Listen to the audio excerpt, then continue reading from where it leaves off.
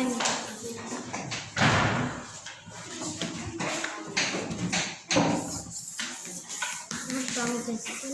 มานะเย็นเอง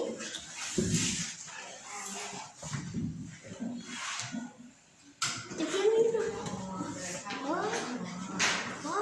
บันวันนี้เป็นมื้อไหนมาเอาได้ใจเอาเลยใจสักเลยแล้วล่ะเห็นแจ้งบ่แต่ละคนเห็นอยู่ดิแลมือนี้เขาไม่เรียนวิชาอย่างมือนี้วิชาภาษาลาวโบราณคนเรียนบ่คือพี่บ่บนโบราณเนี่ยยายน้องชายทุกทีเบิ่งอยู่บ่ข่าวเที่ยวดิตัวนี้เนาะข่าวนี้เด้เบิ่งอยู่บ่มื้อนี้เฮามาเข้าสู่เป็นวันที่2มื้อนี้เป็นวันยังมื้อนี้วันอังคารแม่เป็นมื้อที่2เลยมื้อนี้เนาะที่3เดือนที่3เลยแต่เฮาเว้าเรื่องนี้นะมื้อนี้เฮามาเรียนเกี่ยวกับวิชาภาษาลาวหลายคนก็หลายคนก็คือสิเข้าใจเนาะที่ภาษาลาวถ้าภาษาลาวนี่มันจะมีในบทที่เฮาเรียนออกเป็นภาษาในการอ่านเป็นบอกแล้วก็มันจะบอกหลักการการเขียนในภาษาลาวแต่ก่อนสิเข้าผู้เรียนนี่อาจารย์สิมาเล่านิทานให้พวกน้องฟังข้ามนิทานเลยมีบอกครูน้องได้เราได้นิทานบอกมีได้เอาเพิ่งเท้าที่อยากว่าเราฟังนิทานเสียงเมียงมันมีหลายตอนนิทานเสียงเมียงนี่เอาอีเดนพญาตัวกินตกไก่ไปบอกแล้วก็ตัวพญาลุงน้องแล้วก็ตัวให้พญาลุงโต๊ดได้ดันตัวแล้วขี่กันหมดถือว่าเสียงเมียงเก่งเนาะแต่สุดท้ายมาตายอยู่หอยนี่หรอตายอยู่หอยผู้ว่าตายอยู่หอยการที่มาเราในท่าเชียงเมียงก็หอยเดี๋ยวผมบอกเด้อแต่พี่แต่ก่อนเนาะเพราะว่าหอยนี่มีความสามัคคีกันนักเนี่ยหอยในหวยเชียงเมียงนี่เพื่อนเป็นคนมีความฉลาดเฉลียวนักเนี่ยมีไว้ดิบเชี่ยวเนี่ยบ่ยากก็เลยบางครั้งอาสาแข่งขันกับหอยป่าในมือสวนเกียรติสินะก็จะไปแข่งกันแล่นเสียงกันบ่หอยกับนัดกันไว้ในชุดผู้หวยนัดตะเกียงนัดตะเกียงคันทำมันจะคานไปเลยเด้อนัดกัน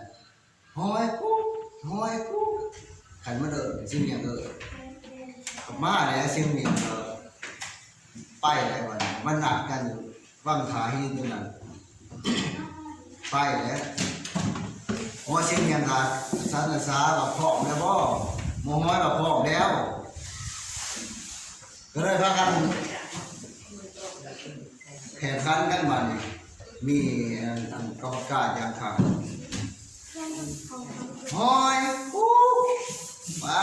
มากันแลโลดเชี่ยงอย่างแลโลดแลไปหอยแลดีหอยมือไหนเชี่ยงเนี่ยมือไหนแห้งมือไหนเขามานั่งที่โขดหินเชี่ยงเนี่ยบังเอิญแบบมีเคียร์แต่โอ้ยหอกไม่ฝืนหินเนี่ยเด็กโอ้ยแน่ไปเห็นแต่มาหาหมอเป็นเจ้าอยู่เพราะว่าก็เลยเจ้าปุถีมาถูกทำปุถีทำแต่ปุถีตายเจ้าเมีย ใต้หอยใต้ไม่ได้พ่อ4-5 มื้อบ้านชวนเจ็ดอีนั่นเป็นยามมหาหอยกับร้านนะปัดไม่เห็นกับป้าหัวเชียงเมียงปัดแต้ปัดไม่เห็นท่านเห็นได้กับกระโหลกบัวเชียงเมียงโธ่บอกเชียงเมียงใต้ยังนี่บอกว่าจะได้เบิ้งว่าจะนี่นั่นมียาเต้นไปดอกกระหือซีนฉลองชีนี้ใช่แต่ดอกโพต่อทีเราอีกก็เลยสุดท้ายว่าเลยเชียงเมียงมีเด็ดปีเด็ด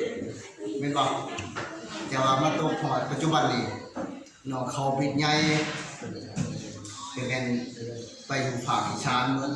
เจ้าภาคอีสานประเทศไทยน้องภาวะไทยในสมัยนั้นลาวมาตกเป็นรูปมือของชายนาแล้วก็เลยไปเหตุน้ำเนี่ยนินเอาแม่น้ำคลองเป็นชายแดนก็เลยฟังสารอะไรอยากจะเอาเมื่อไทยไม่เอาเมื่อกินตรงไห้ตรงหน้ามันก็เมื่อพวกฉลาดแล้วแล้วมันก็ป้าหัวเชียงเมียงกับไทยแล้วเมื่อเจ้าว่าไทยเพราะมันฉลาดติ๊กนิกไปถึงหัวมันฉลาดเห็นบนหัวมันอยู่ประเทศไทยขาแข็งตีนมือมันอยู่เวียดนามบานี้ท่อมันตกอยู่ประเทศลาวมีแต่กินกับกินเห็นบ่นี่ก็จะเกี่ยวไปบุญบัตรเติมในน้องคำเห็นบ่มันไหวแล้วกันมันไหวแล้วกัน สิขาหัวนี่เกี่ยวกิน มันไหวแล้ว เนาะแหล่บ่ดีเนาะสำนี้แหล่มันเป็นสิ่งที่เตือนใจของร้านเฮาเนาะให้อยู่ร้านของคนมีสติแล้วตัวที่เป็นสิ่งเราขอสิทำทำนั้นมีสติเขาเป็นนักเรียนนักศึกษาคือกันบ่ให้ไปหลงเสือสังคมออนไลน์นะครับบ่ให้ไปเสือในสังคมท้าทายที่สุดเฮานี่ถ้าว่าบ่มีสติไปตกอยู่ในเหยื่อของสังคมมันไปกระทบข้อที่เจ็ดฟอสเราอยากให้ลูกหลานเฮามีสติให้ลูกหลานเฮามีการระมัดระวังบ่ให้ติดสังคมภายนอกบางคนมันหยั่วเหนี่ยวเฮาไปทางตัวนอนนั่งนอนมันก็ไปทางสัวพอแม่เว้า10 เทื่อนี่เฮายังบ่ได้ฟังเด้แม่มีหมูชวนไปบาดเดียวเรานั่งเกี่ยวไปแล้ว ไปดันไปดันไปนี่เราอยากให้ร้านเนาะแล้วเอาสำเร็จก่อนได้สมมุติ